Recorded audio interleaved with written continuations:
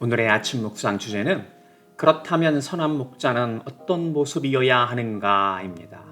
성경 말씀은 베드로전서 5장 1절부터 4절입니다. 너희 중 장로들에게 권하노니 나는 함께 장로된 자요 그리스도의 고난의 증인이요 나타날 영광에 참여할 자니라. 너희 중에 있는 하나님의 양무리를 치되 억제로 하지 말고 하나님의 뜻을 따라 자원함으로 하며 더러운 이득을 위하여 하지 말고 기꺼이 하며 맡은 자들에게 주상하는 자세를 하지 말고 양무리의 본이 되라. 그리하면 목자장이 나타나실 때 시들지 아니하는 영광의 관을 얻으리라. 아멘. 아침 묵상과 주일 설교를 통해 간간히 저의 인생 가운데 경험한 신앙 여정에 대해서 얘기한 바 있습니다. 어려서 주일학교 시절부터 교회 생활을 시작하여 50 중반에 이른 지금에 이르기까지 많은 목회자들을 통하여 신앙생활을 하였습니다. 교회에서 예배드리는 걸 참 좋아했습니다. 그렇게 하나님께 찬양을 드리며 말씀을 듣는 것을 사모하였습니다. 강단을 통하여 선포되는 하나님의 말씀 앞에 전율을 느끼며 하나님 앞에 회개하기도 하고 주님을 닮고자 하는 선한 믿음의 도전을 받기도 하였습니다. 매일이라도 예배를 드리고 싶을 정도였습니다. 하지만 때로는 목회자들이 하나님 앞에 온전히 서지 않았을 때 겪게 되는 교회의 여러 분란과 실망감도 겪어야 했습니다. 교회에 아주 큰 시험이 들어 많은 수의 교인들이 방황하며 마침내 교회를 떠나는 일도 겪었습니다. 당시 교회의 큰 일꾼들이었던 안수집사, 장로, 여러 가정이 그 일로 인하여 서로 반목하고 흩어지는 일도 있었습니다. 교회에 아무 문제가 없었을 때에는 그렇게 서로 모이는 것을 사모하고 큰 행사가 있을 때에는 자기 일처럼 열심히 했던 그들이 결국은 헤어져 다시 만나지 않는 사이가 되어버렸습니다. 이러한 혼잡한 상황이 벌어져 더 이상 제대로 된 예배를 드릴 수 없게 되어 교회를 옮기게 된 적도 있었습니다. 옮기게 된 교회에서 변함없이 성가대에서 봉사하며 예배를 드리던 어느 날이었습니다. 회중석에 낯이 익은 사람들이 갑자기 보이기 시작했습니다. 바로 그렇게 교회를 열심히 섬겼던 안수집사 두 가정이 예배를 드리고 있는 것이었습니다. 예배가 끝나고 교회 로비에서 그들을 반갑게 만나 안부를 물으며 인사할 때 제 아내와 그 안수집사 두 가정의 아내 두 분이 서로 손을 맞잡고 제대로 말을 잇지 못하고 눈물을 흘리는 것이었습니다. 모처럼 같이 점심 식사를 하면서 그간 어떻게 지냈는지 안부를 묻다가 그들이 여전히 이 교회 저 교회를 떠돌아다니며 힘들게 신앙생활을 하고 있다는 것을 알게 되었습니다. 그래서 더 이상 방황하지 말고 같이 신앙생활 하자고 권유하며 그 두 가정이 제가 섬기는 교회에 안착하게 되었습니다. 모처럼 회복된 신앙생활을 기쁘게 누리며 그들과 교제하고 교회를 섬기다가 마침내 하나님의 부르심에 온전히 응답하게 되어 말씀드린 바와 같이 모든 일을 내려놓고 살던 곳을 떠나 미국 중서부에 있던 커버넌트 신학교로 떠나게 되었습니다. 신학교 기간 중간 즈음에 한번 LA에 있던 교회에 방문을 하게 되었습니다. 한번 드리는 예배임에도 같이 성가대를 서달라는 요청에 기꺼이 찬양을 함께 드리며 기쁜 마음으로 예배를 함께 했습니다. 그리고 이제 제법 교회에 안착했으리라는 믿음을 가지고 그 두 가정과도 만나게 되었습니다. 하지만 그 사이에 이 두 가정 가운데 아주 어려운 일이 닥쳐서 큰 시험 가운데 있다는 것을 알게 되었습니다. 한 가정은 암에 걸려 계속 치료 중에 있었고 또 한 가정은 딸아이가 갑작스러운 급성암으로 세상을 떠나는 일을 겪게 된 것이었습니다. 모처럼 제가 왔다고 그중 한 가정의 집에서 다 같이 모여 가정 예배를 드리게 되었습니다. 어떻게 그들을 위로하고 권면해야 하는지 참 답답하고 힘들 지경이었습니다. 가까스로 같이 말씀을 나누고 기도를 하며 그들을 위로하고 다시 신학교로 돌아오게 되었습니다. 그렇게 그들과 헤어진 후 저는 신학교를 마치고 다른 사역지에서 사역자로 섬기다가 약 7년여가 지나 다시 고향과 같은 LA로 돌아오게 되었습니다. 그중 한 가정과 만나 안부를 묻던 중 그 사이 암에 걸렸던 성도는 결국 세상을 달리하게 되었고, 배우자를 잃은 성도는 자녀를 따라 타주로 이사가게 되어 그 두 가정마저도 결국 헤어지게 되었다는 것입니다. 참으로 지난 기간 동안 이 두 가정 가운데 너무나 많은 어려운 일들이 있었지만 아무런 영적인 권면과 신앙의 회복을 경험하지 못하는 안타까운 일들이 있었던 것입니다. 그러면서 생각하기에는 만약 처음 섬겼던 그 교회의 목회자와 리더들이 하나님 앞에 온전하였더라면 아마도 이 두 가정이 이렇게 어려운 일들을 겪을 때 교회를 통하여 얼마나 영적인 도움과 위로를 받아 오히려 하나님 앞에 믿음을 굳건히 하며 회복할 수 있었을까 생각하게 되었습니다. 그런데 이제 더 이상 그저 평신도로서 목회자를 통해 신앙생활을 하던 때가 아니라는 것을 깨닫게 됩니다. 이제 시간이 흘러 어느덧 사역자가 된 지 10여 년이 훨씬 지나고 있는 저에게 하나님은 그렇다면 선한 목자는 어떤 모습이어야 하는가 말씀하여 주셨습니다. 오늘 주제 본문인 베드로전서 5장 1절부터 4절입니다. 너희 중 장로들에게 고난오니 나는 함께 장로된 자요 그리스도의 고난의 증인이요 나타날 영광에 참여할 자 아니라. 너희 중에 있는 하나님의 양무리를 최대 억지로 하지 말고 하나님의 뜻을 따라 자원함으로 하며 더러운 이득을 위하여 하지 말고 기꺼이 하며 맡은 자들에게 주장하는 자세를 하지 말고 양무리의 본이 되라. 그리하면 목자장이 나타나실 때 시들지 아니하는 영광의 관을 얻으리라. 1절에서 사도 베드로가 권면하는 대로 우리가 그리스도의 고난의 증인이요 나타날 영광에 참여할 자라는 것을 우리의 믿음 가운데 새겨야 합니다. 그동안 아침 묵상과 주일 설교를 통하여 지속적으로 말씀드린 대로 우리의 시민권은 이 땅에 있지 않고 하나님의 나라에 있다고 하였습니다. 이제 중년의 나이에 들수록 겪게 되는 것은 점차로 육체는 약해지고 젊을 때는 그렇게 왕성하게 즐거운 것을 쫓아다녔던 삶이 어리석은 일이요. 이제는 오직 하나님의 영광을 사모하며 사는 삶이 얼마나 소중한지를 믿음 속에 실감하는 것입니다.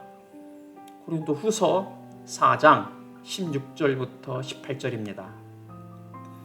그러므로 우리가 낙심하지 아니하노니 우리의 겉사람은 낡아지나 우리의 속사람은 날로 새로워지도다. 우리가 잠시 받는 환난에 경한 것이 지극히 크고 영원한 영광에 중한 것을 우리에게 이르게 함이니 우리가 주목하는 것은 보이는 것이 아니요 보이지 않는 것이니 보이는 것은 잠깐이요 보이지 않는 것은 영원함이라. 우리가 믿음의 공동체에서 열심히 예배를 드리고 서로를 섬기고 사랑으로 교제하다가 설사 병으로 인하여 주님 불러주실 때 떠나는 것은 결코 슬퍼할 일이 아니며 주님 다시 오실 때 부활의 영원한 새 생명과 상급을 기다리는 것이 올바른 믿음이라는 것을 날마다 배우고 되새겨야 합니다.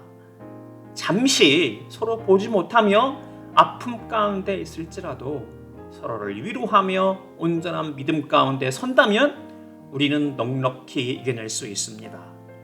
잠시 받는 환난에 경한 것이 지극히 크고 영원한 영광에 중한 것을 우리에게 이루게 하기 때문입니다.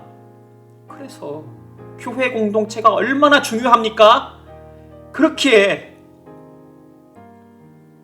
주님이 맡겨주신 선한 목자로 하나님의 양무리를 치고자 하는 자는 다음에 세 가지 모습을 평생 동안 견지해야 합니다. 첫 번째는 억지로 하지 말고 하나님의 뜻을 따라 자원함으로 양무리를 섬겨야 합니다. 그저 의무감이나 강요가 아니라 하나님의 뜻을 따라 자발적이며 열정적으로 서로 사랑을 나누며 행복하게 섬기는 것을 말합니다. 이때 하나님의 뜻을 따라 자원한다는 뜻은 하나님의 성품을 따라 하나님이 하시는 것처럼 하는 것을 말합니다. 히브리서 13장 17절입니다.